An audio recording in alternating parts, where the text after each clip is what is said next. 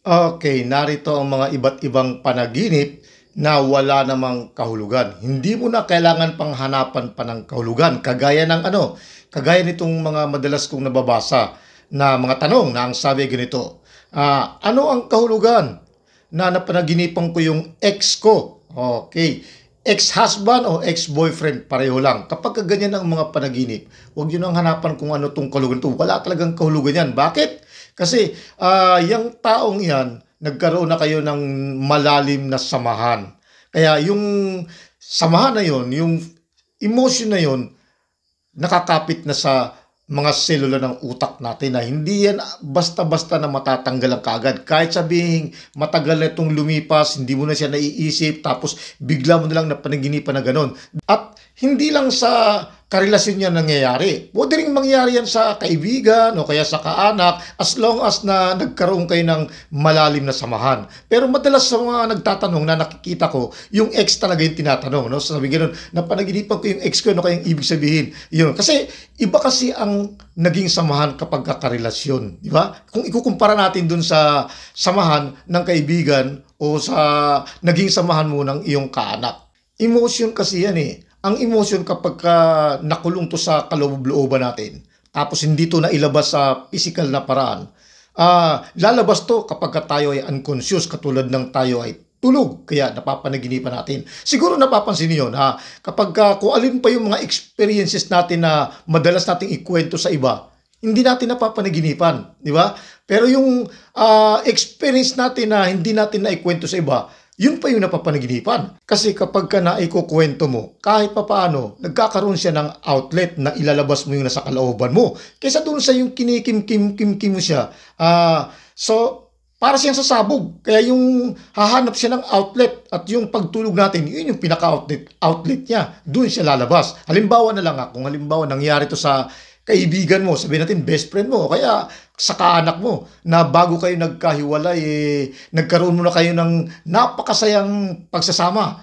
Eh di syempre pag alis niya, anong mararamdaman mo? Eh di mamimiss mo siya, di ba? Pagkatapos yung emotion na yun na namimiss mo, hindi mo naman ikinuwento sa iba, kasi inisip mo, wala namang kwenta yun kung ikukwento mo lang. Eh di nakulong yun sa dibdib mo. Hahanap yun ng outlet. O di sa pagtulog natin, doon siya lalabas. Okay? So kaya pagka ganun, napanaginipan yung ex nyo, huwag nyo nang itanong yan. Malamang walang kahulugan yan. Dahil normal lang yan na mapapanaginipan mo yung taong nagkaroon kayo ng malalim na samahan. Hindi naman kasi lahat ng panaginip ay metaphorical na kinakailangan ng isang eksperto para mabigyan ng tamang interpretasyon.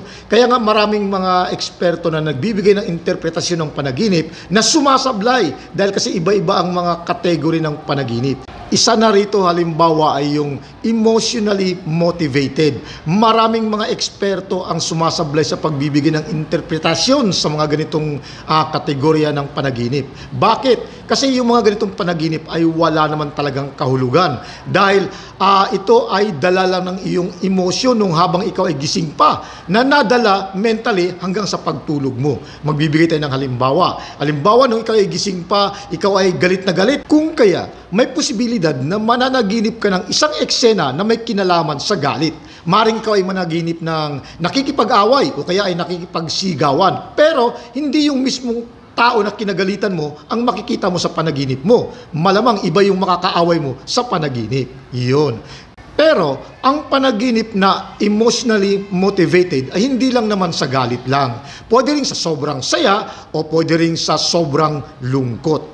Ngayon, balikan natin yung nag-comment na ang sabi niya kung ano daw yung napapanaginipan niya ay siya rin mismong nangyayari sa totoong buhay.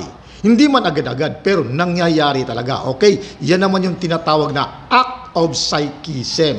Maring sa pagtulog mo ay nagbubukas ang iyong third eye o yung tinatawag nating sixth sense. Kaya hindi mo lang pala namamalaya na ikaw ay nagiging isa ng psychic habang tulog dahil ipinapakita sa iyo ang isang eksena na mangyayari pa lang. Iyon. Kaya napakaswerte mo kapag mayroon kang ganyang ability dahil hindi mo na kailangan pa ng kung ano-anong mga metaphorical na interpretasyon para lang malaman mo kung ano yung kahulugan ng panaginip mo.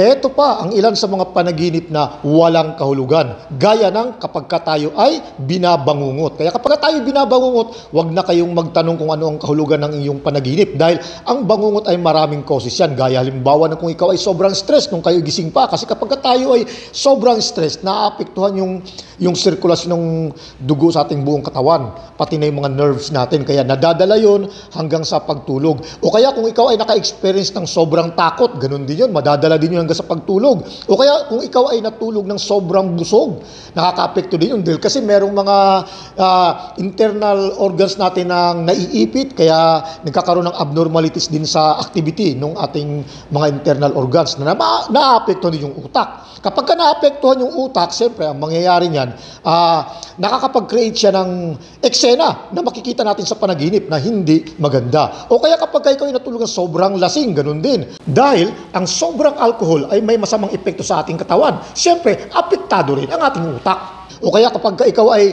natulog ng isang posisyon lang na hindi ka nakapihit, meron kasing naiipit na ugat na siyempre maapektuhan yung supply ng dugo papunta sa puso. Kaya sa pag-gising mo, hirap na hirap kang nararamdaman mong hirap kang huminga. Yung bangungot yun kapag ka ganun. Huwag na kayong magtanong kung ano ang kahulugan ng napanaginipan mo kapag ikaw ay binangungot.